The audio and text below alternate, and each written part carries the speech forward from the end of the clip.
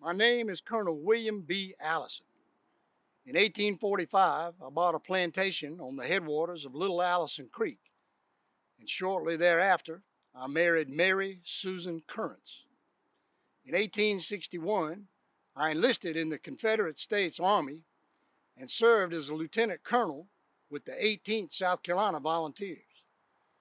We were involved in campaigns in Mississippi, Georgia, Florida.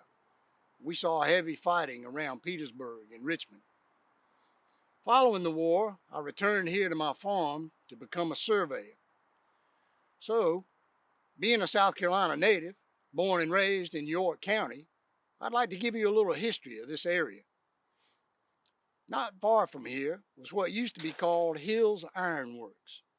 Sir William Hill, a native of Northern Ireland, settled in York, Pennsylvania. And then in 1762, he came to York, South Carolina. And Mr. Hill, right before the Revolutionary War, received money from the South Carolina General Assembly to build his ironworks plantation. He also acquired land grants totaling 5,000 acres, but over the next 30 years would increase to 24,000 acres. But you see, Mr. Hill needed more than money and land to build his ironworks. He needed iron ore, which came from Nanny's Mountain. He needed charcoal, which came from the forest to fuel the fire in his furnaces. And he needed laborers. Mr. Hill sent for 100 slaves from another ironworks, and Isaac Hayne of Charleston provided 40 more slaves. So by the time the Revolutionary War started, Hill's Ironworks was turning out cannonballs to fight the British. Now, Captain Huck led British troops into York County and completely destroyed Hill's Ironworks, burning everything to the ground. Huck also confiscated 90 slave laborers from the plantation. It would be 6 years before Hill could find the funds to rebuild. In 1787, 50 slaves from Tory estates were awarded to Hill for his losses during the war. Hill's Ironworks stayed in operation until around 1810, when there were no more trees left to burn to fuel the furnaces. William Hill died in 1816, leaving everything to his sons. Now, I've told you about one war that came through here, but there was another war here that ended in 1865 after 4 years of furious fighting. Some folks call it the Civil War. Some folks call it the war between the states. But I like to call it the War of Northern Aggression. Anyway, after the war, the South entered a very dark period. You see, we had lost the war to the North, and Reconstruction had begun. 4 million slaves had their freedom, but many here in the South did not see how they could give equal rights to people they had called coloreds and Negroes and used for so many years as slaves and servants. Now, federal law required Southern states to consent to the 14th Amendment, which broadened the definition of citizenship, granting equal protection under the Constitution to former slaves. Then Congress approved the 15th Amendment, guaranteeing Negroes the right to vote. Well, that may have been just fine up north, but here in the South, especially in York County, violence would be the response to these radical changes. The Ku Klux Klan and other organizations targeted local Republican leaders, black and white. The Klan continued to attack and persecute blacks for years after the war. But men like Jim Williams, Elias Hill, Solomon Hill, and June Moore fought for the equal rights of blacks in York County. Together, they established a black militia called the Union League, but they were no match for the hundreds of Klansmen. On February the 12th, 1871, 500 to 700 men dressed in black robes and masks killed 8 black men. On March 6th, Jim Williams was seized from his home, hung from a tree, and then Klansmen raided several other homes of Union League members looking for weapons. Another Klan attack involved Solomon Hill and June Moore. So, Lieutenant Colonel George Armstrong Custer dispatched half of his 7th Cavalry to South Carolina. Under the command of Major Lewis Merrill, they were tasked with controlling the situation, but they were unable to protect the black citizens of York County. Then on May 5th, the Klan raided Elias Hill's home, dragged him into the yard, and beat him with their fists and horsewhips within an inch of his life. 8 days after the attack, Major Merrill went before community leaders demanding change.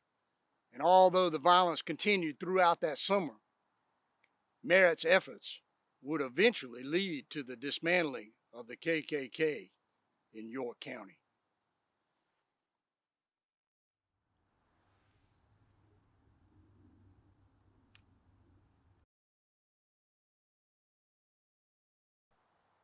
Hello, my name is Dorcas Hill.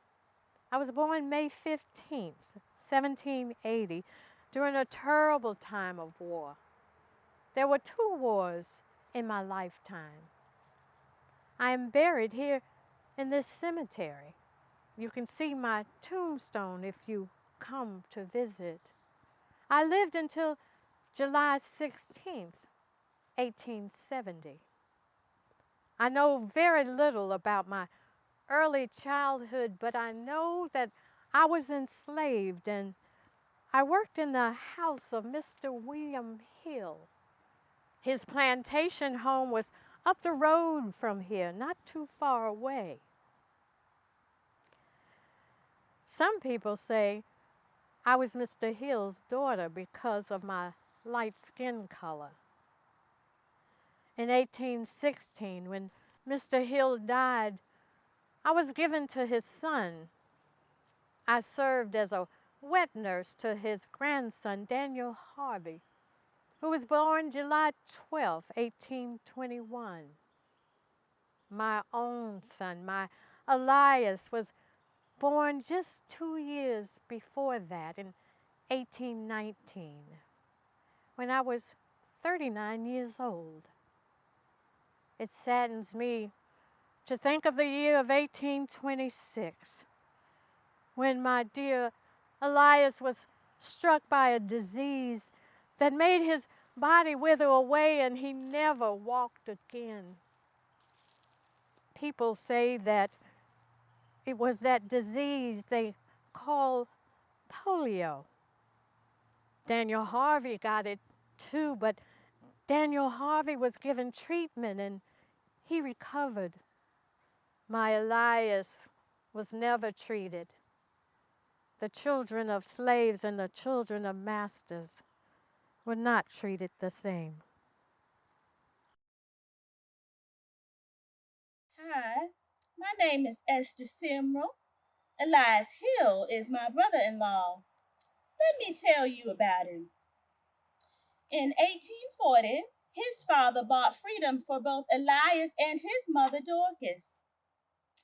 Elias became a preacher at Sardis Baptist Church right down the road. He even bought 40 acres of property right over here. Elias started preaching that God said that black folks and white folks were children of God. Lots of white folks around here didn't like what he was saying, so they formed a group called the Ku Klux Klan.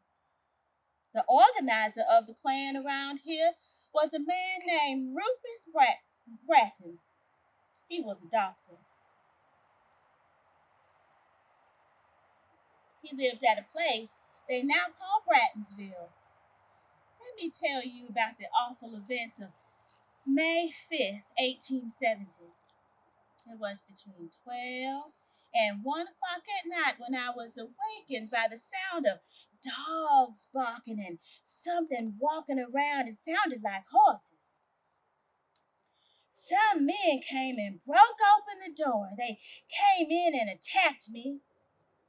I was screaming and crying, and I couldn't understand what they were saying because they were speaking in loud and unnatural tones. They were banging around in my house and they dragged me out into the yard. And I was crying and they were beating me and they were asking me to tell them where Elias lived.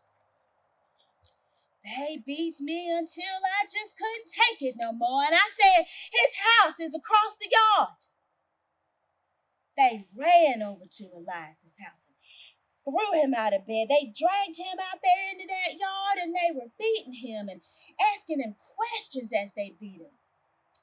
They asked him about his writing to A.S. Wallace in the Congress. They asked him, say, what you been writing that man about? They kept whipping him with a horsewhip. They struck him 8 cuts right on his hip bone, and you know it was almost the only place they could whip poor old Elias because his legs were so short. All his limbs were drawn up and withered away from his pain. Lord have mercy. They asked him what he was writing that man about, and they kept whipping him with that horsewhip, and they struck him 8 cuts right on his hip bone.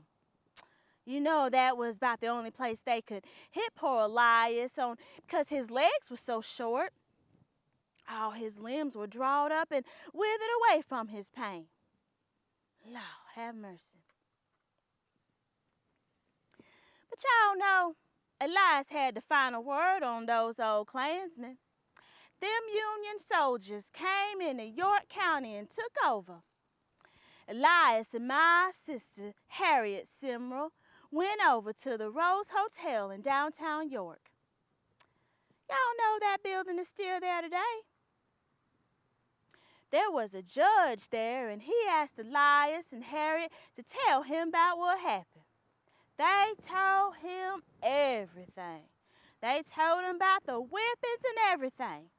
That judge said that those Klansmen were going to jail. And that's exactly what happened. Other Klansmen ran to other places. I heard that old Dr. Bratton went all the way up to Canada.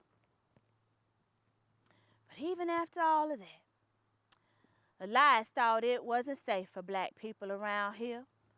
So on the first day of November in 1871, 166 freed people set off for the country of Liberia on the continent of Africa. They boarded the Edith Rose ship in Portsmouth, Virginia, and sailed for 38 days before arriving in Arlington, Liberia. But y'all know, life wasn't easy in Liberia. Malaria killed about 20% of the folks who went there. Even Elias came down with malaria. For 2 months, he was either unconscious or suffering from the chills and the fever. Then, on March 28th, 1872, Reverend Elias Hill died. His nephews, including Solomon Hill, became very successful in Liberia. They grew coffee and ginger and became leading merchants in Monrovia. Today, they would be considered millionaires. Even old Solomon's home was the original location for the U.S. Embassy in Liberia. Now, how about that?